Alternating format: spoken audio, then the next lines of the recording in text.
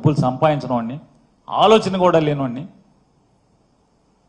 దీనికా ఇప్పుడు joint collector గారు నా శ్రీమతి గారి దగ్గర వసూలు చేసిన డబ్బు కేజీ ఎంత పడిందో తెలుసా అండి? 94 రూపాయలు. కేజీ బియ్యం 94 రూపాయల చొప్పున వాడు వసూలు చేశారు.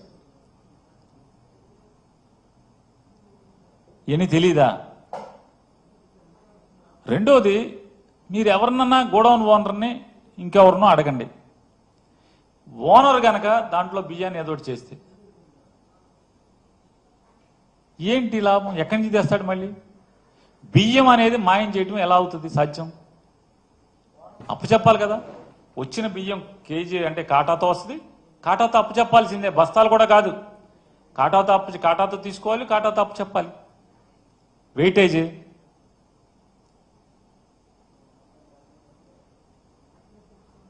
ఇంకో మంత్రి గారు చెప్పే కదా, ఆ గవర్నమెంట్ ఉందని. గవర్నమెంట్ ఎప్పుడు పడిపోయింది? జూలైలో పడిపోయింది. గవర్నమెంట్ జూలైలో పడిపోతే నవంబర్ దాకా ఖాళీ కూర్చుంటారా? నిజంగా నేను కానీ నేను తప్పుడు బుద్ధోడిని అయితే, అక్రమార్కుడిని అయితే 5 నెలలు ఖాళీ కూర్చుంటారా? అంటే కొంచెం విచక్షణతో మాట్లాడండి, లేదా మాట్లాడేలాగా మాట్లాడతారు, ఉద్దేశమే కాబట్టి. దయచేసి అర్థం చేసుకోండి, ఆలోచించమని అడుగుతున్నాను ఎవరైతే సామాన్యుల్ని. అసలు ఎందుకు ఉద్దేశపూర్వకంగా ఎవరైనా ఈ తప్పుడు పని చేస్తారు? ఎవరయ్యా అంటే ఈ మాటలు మాట్లాడేది? ఎన్ఆర్జీఎస్ ఉపాధి హామీలో మా నియోజకవర్గానికి కూడా 23 కోట్ల రూపాయలు పవన్ కళ్యాణ్ గారు శాంక్షన్ చేశారు.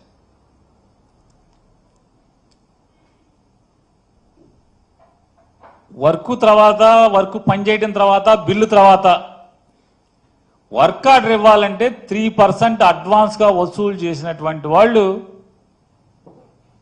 నా క్యారెక్టర్ గురించి మాట్లాడటం. అప్పుడు కానీ ఇప్పుడు కానీ 2014-19 కానీ లేదా 24 నుంచి ఇప్పుడు దాకా కానీ సాధారణంగా ఒక మంత్రికి ఆ శాఖలో పనిచేసేటువంటి అటెండర్ దగ్గర నుంచి ప్రతి ఉన్నత ఉద్యోగి వరకు పిల్లలతో సమానం. వాళ్ళ ట్రాన్స్ఫర్కి లంచాలు తినేవాడిని ఏమంటారు ఒకసారి చెప్పండి. నేను చెప్పట్లా, సాక్షాత్తు ఆంధ్రజ్యోతి, ఈనాడు పేపర్లో అచ్చయినటువంటి విషయాలు. నేను కూడా మంత్రి చేశాను. ఏ రోజన్నా ఈనాడు కానీ, ఆంధ్రజ్యోతిలో కానీ, లేదా సాక్షిలో కానీ ట్రాన్స్ఫర్లలో లేదా ప్రభుత్వంలో పేరుని నాని కక్కుర్తి పడ్డాడని ఎప్పుడన్నా ఒక ఐటమ్ అన్నా మీరు చూసారా?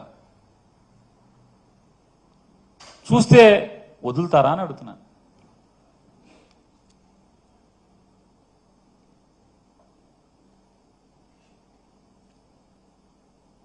అలాగే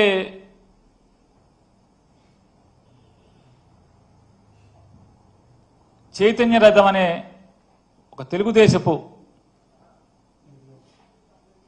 సోషల్ మీడియా పేపర్, అది బయట ఎక్కడ కనపడదు. దానిలో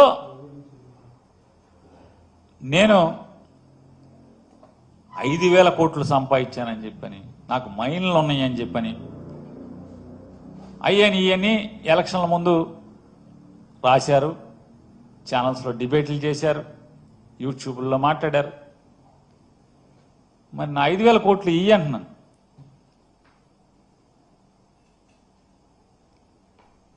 మైళ్ళు ఉంటే సీజ్ చేసేయండి.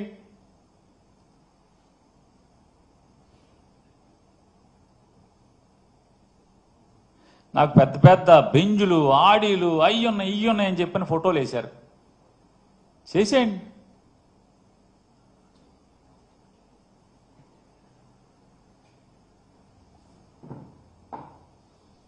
అట్లాగే ఇప్పుడు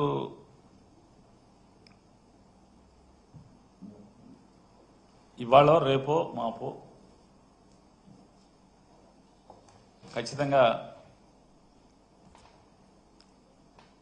అంటే 2వ తారీఖు ఏదో స్క్వాష్ పిటిషన్ ఉన్నట్టుంది మేనేజర్ది. ఆ స్క్వాష్ లోపు ఇప్పుడు ఎంతమందిని పోలీస్ స్టేషన్లో కొడుతున్నారో, మగ్గ తీసుకో రోజు పొద్దు నుంచి రాత్రి దాకా ఉంచుతున్నారు. ఏదో రకంగా ఆ మేనేజర్ని తీసుకొచ్చి 2వ తారీఖు లోపు నన్ను, నా కుమారుణ్ణి ఇద్దరిని ఏదో రకంగా అరెస్టు చేయాలనేటువంటి, నన్ను జైల్లో పెట్టాలని నాతో కొంతమంది మంత్రులు, కొంతమంది ఎమ్మెల్యేలు మాట్లాడటం జరిగింది. నేను 15, 16, 17 అందుబాటులో ఉన్నాను. రాత్రి తెల్లారుజాము నుంచి పొద్దు నుంచి కూడా నేను బందర్లోనే అందుబాటులో ఉన్నాను. వాళ్ళందరూ మాట్లాడేది ఏంటంటే, అరే నిన్ను ఒక్క రోజన్నా జైల్లో పెట్టకపోతే అసలు మా వాళ్ళు ఎవరు ఊరుకునేట్లేరురా, అందులో మరీ ప్రత్యేకించి మీ ఊరోడు అసలు నిద్రపోవట్లేదు, చంద్రబాబుని చంపేస్తున్నాడు, రోజు ఇదే పనిలో ఉన్నారు అని చెప్పాను. తప్పకుండా. కాకపోతే ఇక్కడ ఏంటంటే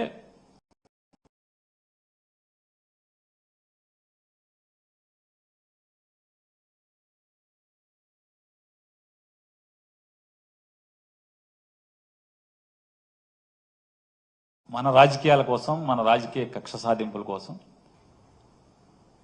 మరొకసారి చెప్తా, నేను మనోగారిని ఒకసారి పెట్టుకుంటాను, సమాచారాన్ని ఇప్పించమని చెప్పని, ఆదేశించమని చెప్పని. అలాగే సామాన్య ప్రజలకు కూడా నేను చెప్పుకునేది, ఇది దుష్ప్రచారాలు నమ్మబాకండి, నిజం నిలకడ మీద తేలుతుంది.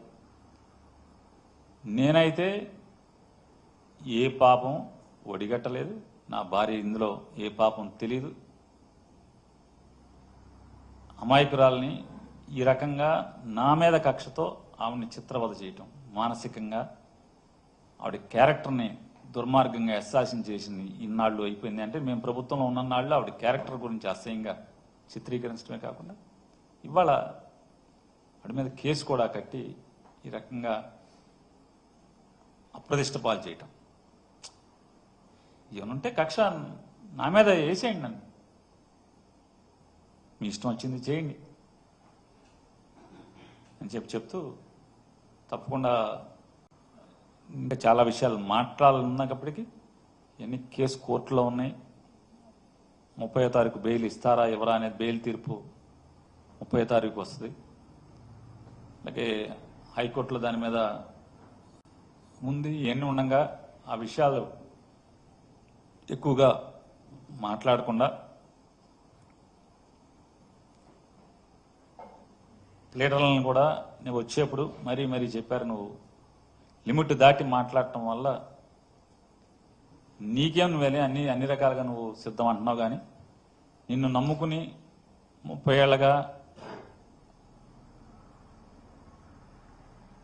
నీ ఇంట్లోనే ఉన్నటువంటి, నిన్ను నమ్మొచ్చినటువంటి నీ భార్యకి ఇబ్బంది జరుగుతుంది, ఇట్లాంటిది ఆలోచించుకుని మాట్లాడమని చెప్తే దానికోసం కోర్టుకి ఇబ్బంది లేకుండా, కోర్టులు ప్రెజుడిస్ అవ్వకుండా సాధ్యమైనంత వరకు నేను నా బాధని లేతే వాస్తవాలని వెల్లడించే ప్రయత్నం చేశాను. రాజకీయాల్లోనే నికార్స్గా బతికినటువంటి ఈ పేరు నాని అనేవాడు